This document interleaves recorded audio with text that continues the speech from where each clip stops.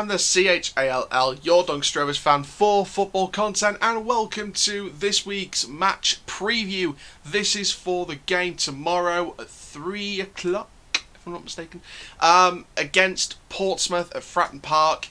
This is our first game back in 10 days in the league. Since the humiliation against Oldham Athletic in the EFL Trophy, and of course the game before that, which was the 1-0 defeat in the league against Wigan, the first defeat of our season. So, there's some big things today, and not the less coming from the transfer business, because of course we brought in Josh Sims, we brought in Matt Smith, and we've not sold anyone, which is good. No Ben Whiteman getting sold, which is brilliant. So it's going to shake up the team a lot, and it's shaking up my predictions a lot, because of course, don't forget as well, Reece James is back in training, Lakilo is back in training, so I think James and Lakilo will feature at some point, all the time, or sometime in the match tomorrow. So you're going to see with the predicted lineup in a little bit. But it's going to be interesting. So before we get started, of course, make sure you like, comment, subscribe, click the notification bell so you never miss another YouTube video. Before we get started, we'll talk about my predicted lineup, predicted scoreline, and specific players that we need to watch out for in the Portsmouth lineup. Let's talk about a little bit about Portsmouth itself. So, of course, the side is managed by Kenny Jackett. Now, of course, he was under pressure at the start of the season, but he turned it around a bit. And even though some fans are still wanting Jackett out, he is still having the support of the board. They're currently 9th place, so they're back in the top half of the table. But it is so close this early on in the season. But, you know, Portsmouth definitely have had an up and down start. I think that they've had definitely a rough start. And they've recuperated of some sorts. They recuperated against MK Dons last weekend when Rovers didn't play. So, you know, they're going to want to keep improving. Now, Kenny Jackett as a manager, I'm kind of 50-50 about him as a manager because, you know, Kenny Jackett's got the skills to be a veteran EFL manager. He's done some good stuff in his career.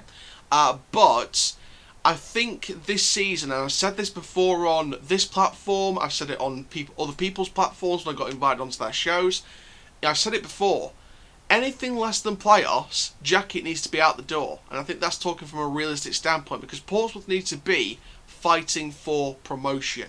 And if they don't get that, he's out by a considerable amount of points. Not just like only just missed out by a point, but I mean like, you know, a considerable amount of points, then he's got to go. So currently they're 9th, but I think they're going to improve on that. And I think they're hopefully going to improve on that, because if they don't, like I said, Jackett needs the sack. So before we get into predicted lineups and scorelines, let's talk about what we need to do against Portsmouth tomorrow and which players I need to get you guys to look out for. So there we go, that's a little look inside Portsmouth, their position, the manager, the team. Now we're going to talk about players we need to watch out for, and there's 3 particular names that I think we need to watch out for. Now, even though he didn't show much against MK Dons compared to other players, Marquess. Now that is a dangerous attacking player. I think he could be a dangerous threat, especially since they're assessing Ronan Curtis, because of course he was on the Irish duties, and they're assessing his condition because of course I believe there was positive COVID-19 tests with the squad he was training with, so I think that he might not feature tomorrow. We're going to have to see with that, but it's going to be a weird one. It's going to be a weird one because Marquess, I think, can fill the winger role that Curtis leaves. I think that Harness has shown some great signs in that 4-2 win over Burton Albion. And I think that Marquess is definitely a quick player. He's a very underrated player. He was great at Port Vale in League 2. He's been great at Portsmouth. He was a great Burton player, of course, as well. And I think that, you know, this is the move that he wanted. This is the move that he wanted to a club like Portsmouth who could fight at the top end of the League One going into the Championship. And I think that Harness can grow into a Championship player. And all he needs is that little bit more boost. And I think that he's a quick player. He's very skillful, very, you know, tactically aware of the game in the attacking third. He can skim players and go around them and do nice cheeky flicks and, you know, back heels towards goal. And, you know, he's not afraid to try. He's a player. He's an attacking player that's not afraid to try. And that's what you need with attacking players. You need attacking players that's going to take risks sometimes. And I think he's one of them. The next player I want you guys to watch out for is Craig McGillivray. Now, he's the goalkeeper who was in net for the MK Dons game, and I think straight away he's going to be in the net against us tomorrow. Now, the reason why I say him is he can produce some top draw saves, and I reckon that he could be a threat in between the sticks for Portsmouth. And I think that even if we create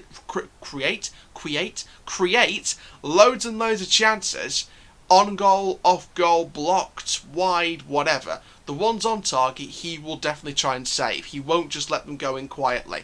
He won't be like a passenger, you know, like that song Iggy Pop, I am the passenger, and I ride and I ride. He won't be just watching. He won't literally be one of those goalkeepers, one of those really rubbish ones that just stands there and just watch the ball go in, saying la la la la la la la.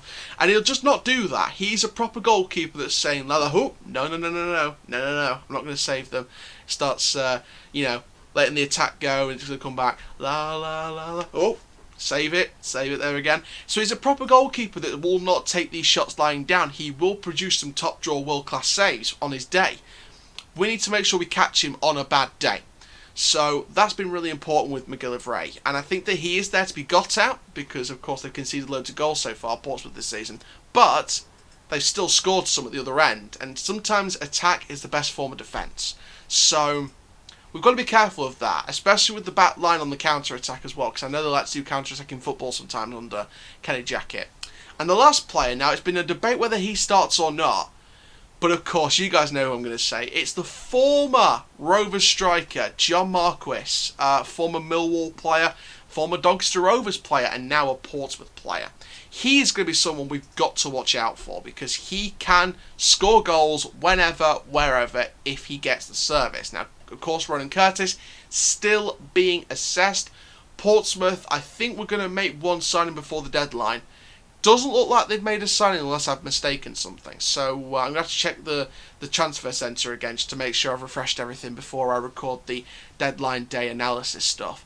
But, I think that I think John Marquess, if he gets the service, will put headers into the box, will put the headers into the net. He will put the shots away, the volleys away. He can shoot, but he does need the service. He's like a Lukaku player. Like, it's kind of like either one ball over the top, or if you've got very pacey wingers and the right crossing ability, you could get your head on a lot of them goals. That's what kind of Marquise reminds me of. And we're going to have to be careful if he starts tomorrow because he's going to play a lot of aerial football, and some of our defenders need to be ready for that. So that's going to be very, very important. So I think he's someone to watch out for. If not, Ellis Harrison is a very quick, pacey forward. So I think he's, again, another person to watch out for. So either one of the forwards could break our back line down like a knife through butter and just steamroll the goalkeeper. So that's something you've got to really watch out for. But I think overall the Portsmouth squad are very, very good at what they do. So it will be interesting. So, last looking at my players to watch out for. Now, going into the game, I think we need to show a whole lot more attacking intent than we did against Wigan and Oldham. We need to put our chances away. That's something we've screamed for. We've screamed like banshees since 10 days ago. Put your chances away. And it's the same story as both losses, back-to-back defeats. That was the same story. Wigan, first half, created loads of chances, didn't score them, got punished in the second half with an appalling performance. Oldham, first half, loads of chances, second half, punished, abolishing performance. We've got to perform fantastic in the first half and the second half and not run ourselves ragged in the first half so we come out just as bad in the second half. We've got to keep putting the chances away and we've got to keep putting chances in good areas where they can finish. And, it's got to be a point now where the first half we can't keep running out of steam so that the second half we're completely lifeless. That can't be what we do.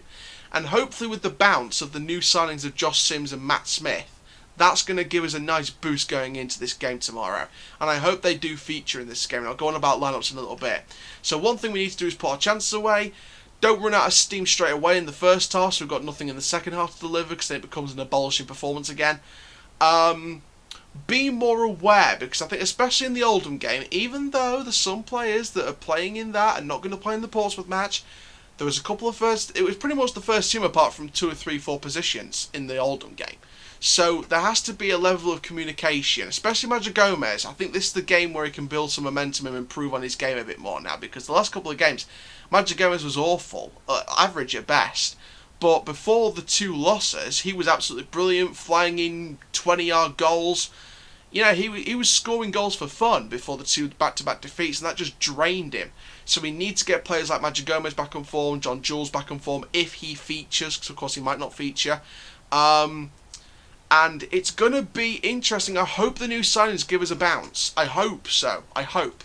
But now, before we go on to my predicted scoreline, let's have a look at my predicted lineups for Portsmouth and Doncaster Rovers. So starting off with the Portsmouth lineup, we've got Craig McGillivray in goal, Lee Brown, Sean Raggett, Jack Watmer and Callum Robinson in the back line at left back, centre back and right back. We've got Bryn Morris and Captain Tom Naylor in the midfield, so they're unchanged from the MK Dons match. Now in the attack, this is where we change it up. I've got Michael Jacobs on the left. Marcus Harness on the cam position, and Nicolaisen on the right. I think they're going to go with that. I think Curtis will be on the bench. I think he'll just be assessed enough for the bench. And up front, I'm going with Ellis Harrison for some pace.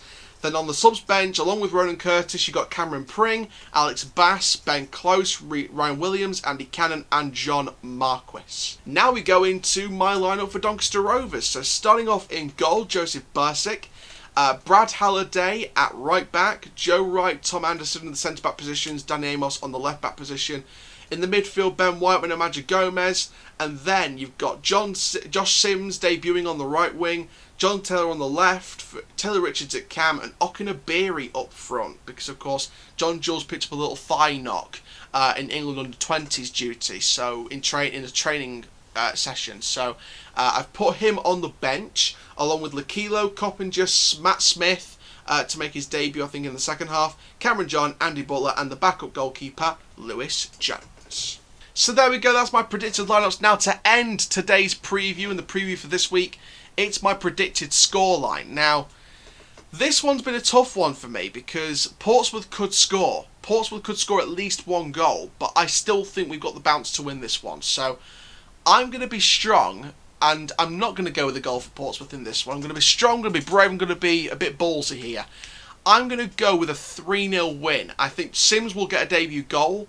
I think that Okunabiri could get a goal to get him confidence, and I think the third goal will be either Taylor or I think Matchday Gomez is going to get one back. So I think that it's either going to be Taylor or Gomez scoring 1, John Sims scoring 1 and Okunabiri scoring 1. I think this is the perfect game for the likes of Fajiri Okunabiri to pick up some form again, to pick up some confidence from bad results. Same with Matchday Gomez.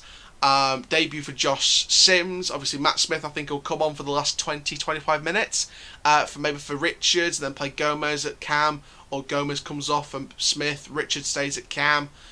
You notice on the bench, no Ed Williams. This is what happens when you improve in squad depth. Players that you signed sometimes don't feature in the squad at all.